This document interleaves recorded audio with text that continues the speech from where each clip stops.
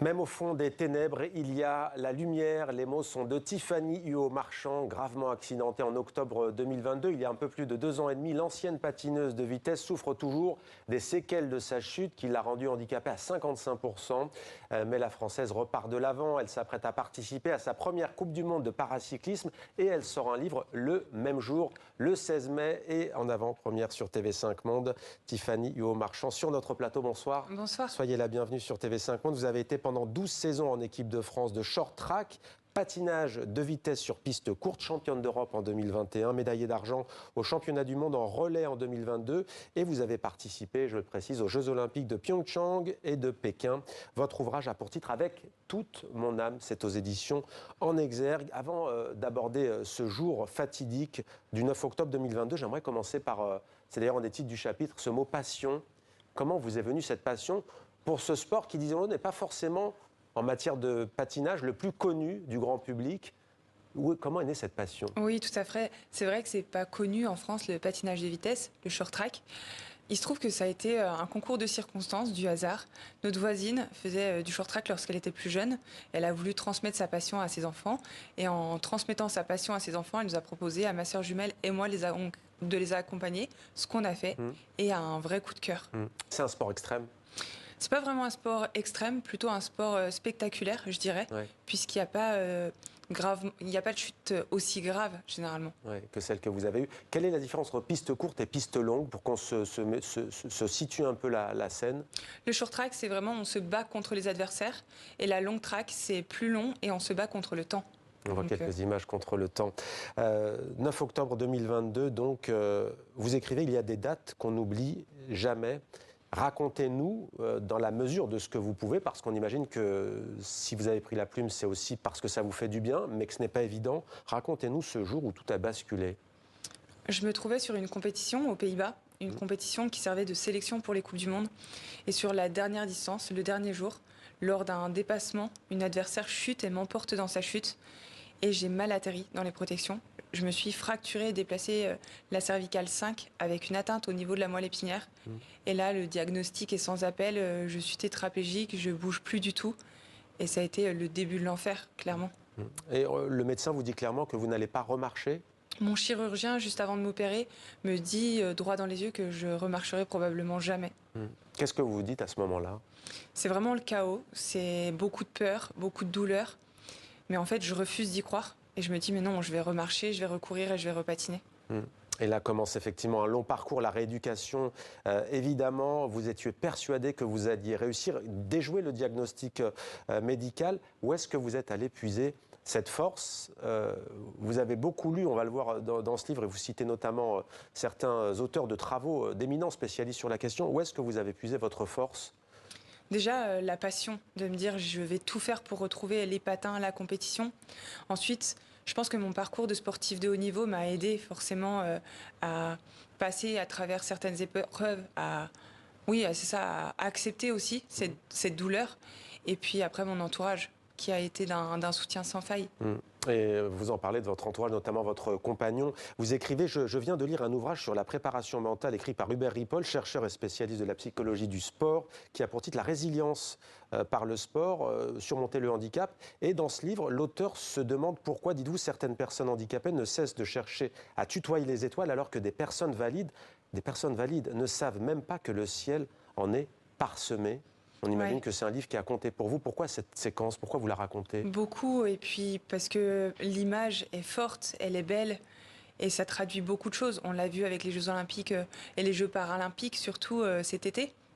Donc j'avais vraiment à cœur de le mettre en avant et de parler aussi de ce handicap invisible qui finalement me suit maintenant. Ouais. Vous avez été dans le déni pendant longtemps. Vous l'êtes peut-être toujours un peu. Vous dites par exemple dans le métro, j'ai du mal à demander à ce qu'on me laisse la place. Pourtant vous souffrez, vous avez des douleurs vives. 55%, c'est le diagnostic, vous êtes handicapé à 55%, mais ça ne se voit pas. Non, ça ne se voit pas. Et c'est aussi difficile pour moi aujourd'hui parce que je me trouve dans un entre-deux vraiment. Donc d'apparence, tout va bien, on va dire, mais finalement j'ai ces douleurs, j'ai ces séquelles au quotidien. Et ça, c'est vrai que c'est difficile à gérer, tant physiquement que psychologiquement. Les douleurs, elles sont dures et parfois un réveil en pleine nuit. Votre compagnon vous dit, est-ce que j'appelle le SAMU? Vous dites non, vous êtes forte, des palpitations cardiaques. Est-ce que vous avez des traitements qui atténuent la douleur? J'ai des traitements qui m'aident, mais finalement pas à hauteur de nos espérances avec le corps médical. Donc on est sans cesse en train de chercher d'autres moyens. En tout cas, vous marchez, vous courez, vous pédalez désormais. Vous avez fait la traversée des Alpes à vélo, le marathon pour tous de Paris 2024. Qu'est-ce que ça apporte d'ailleurs pour vous d'accomplir des défis physiques et mentaux? Je me disais, mais il y a la douleur, pourquoi le faire en fait? Alors certes, vous n'allez sans doute pas répéter, quoique, il y a déjà une échéance qui arrive, mais qu'est-ce que ça vous apporte en fait? Le sport, ça fait vraiment partie de ma vie depuis le plus jeune âge. Ça m'a toujours porté, ça m'a élevé, ça m'a guidé, ça m'a sauvé récemment. Et j'ai besoin de ça pour vivre. Donc j'ai besoin de me fixer des défis, des challenges pour avancer. C'est vraiment ancré en moi. Ouais. Ce que je trouve aussi dans votre témoignage intéressant et en tout cas très riche, c'est l'altruisme que vous avez développé, parce qu'on imagine que quand on vit votre situation, on pourrait aussi avoir tendance à se replier, à se refermer, même si on avance dans sa propre vie. Et vous avez disputé le 4 mai, en tant qu'ambassadrice d'ailleurs de cette course caritative, le Wings for Life World Run. En voilà un anglicisme. Alors en fait, c'est quoi? C'est une course, plusieurs courses d'ailleurs qui ont lieu dans plusieurs villes du monde. Et ça soutient la recherche, c'est ça, sur la moelle épinière? Tout à fait. Et ça fait vraiment écho à mon histoire, mais écho aussi au sport, puisque c'est par le biais de cette course qu'on peut lever des fonds. Et c'est très important pour moi, et surtout aussi pour toutes les personnes qui traversent des périodes difficiles et qui sont encore en fauteuil aujourd'hui. Et c'est pour ça que c'est important, me dire, je m'en suis sortie, mais je n'oublie pas, et j'oublie surtout pas tous les visages et les personnes que je connais dans ces centres de rééducation.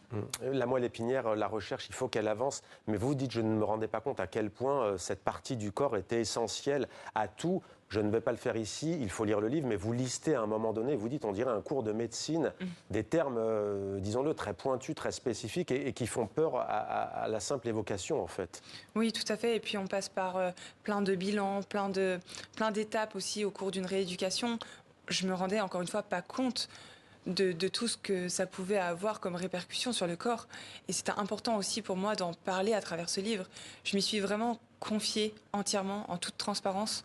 J'ai montré les bons côtés, on va dire, un peu de cette rééducation, mais aussi et surtout les périodes plus difficiles. Je voulais pas cacher ça, vraiment. Ouais. Ouais, vraiment le dire aussi, pour celles et ceux qui nous écoutent, c'est vrai que ça peut être aussi un témoignage qui donne de la force. Alors dans 11 jours, le 16 mai, vous participerez à votre première Coupe du Monde route de paracyclisme à Magnago, c'est en Italie. Est-ce que vous êtes prête? Oui, j'espère. En tout cas, je me suis préparée pour, je continue de le faire et j'ai hâte de partir sur ce nouveau chapitre et sur cette nouvelle aventure. Ouais. Et vous allez vous lancer aussi dans la traversée de la Cordillère des Andes en août prochain. Alors là, je vous repose ma question, parce que ce n'est pas trop. Et d'ailleurs, que dit votre compagnon que vous citez abondamment à la fin du livre et que vous remerciez? Est-ce qu'il sera avec vous? Tristan sera avec moi et au contraire, il m'encourage à partir sur des défis, sur de nouveaux objectifs, aussi grands soient-ils. Ouais. Comment ça va se passer, la Cordillère des Andes, pour vous? Est-ce que vous avez déjà tout préparé? Oui, on a quasiment tout bouclé jusqu'à présent. On va donc partir de Colombie jusqu'à Ushuaia, jusqu'au bout du monde, à deux, à vélo. On va faire quasiment 12 000 kilomètres. Il y aura énormément de dénivelé, quasiment 150 000, 200 000. Donc c'est une sacrée aventure. Et puis encore une fois, on a très hâte. Ouais. Les Jeux paralympiques, vous y pensez? C'est dans un coin de ma tête, forcément. Ouais. Je pense qu'il faut prendre le temps d'une reconversion, mais ça reste dans un coin de Mais ma dans tête. quelle discipline ça? Paracyclisme. Le paracyclisme. Paracyclisme, oui. Toujours. Qu'est-ce que vous aimeriez que celles et ceux qui nous regardent, vous le dites, hein, sur beaucoup en France et dans le monde souffrent de handicaps qui sont invisibles.